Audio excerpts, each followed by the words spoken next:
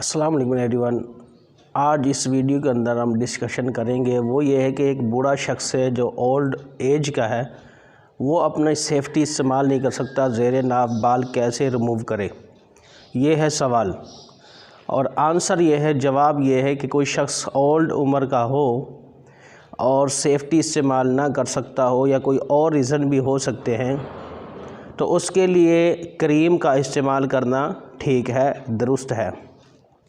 اور ضروری نہیں کوئی یہ وجہ ہو یا یہ ریزن یا کاز ہو، بلکہ کسی بھی عمر میں کسی بھی جگہ پر کریم استعمال کر سکتے ہیں۔ کریم فیمیل اور میل دونوں کے لیے استعمال کرنا جائز ہے، تو کریم اس کا استعمال کر لیا جائے تو یہ مسئلہ جو ہے آسانی کے ساتھ حل ہو سکتا ہے، تو اجازت ہے۔ اس میں کوئی بھی شرعی گرفت نہیں، نہ کوئی گناہ گار ہوگا، تو فیمیل اور میل دونوں کے لیے کریم کا استعمال کرنا جائز ہے۔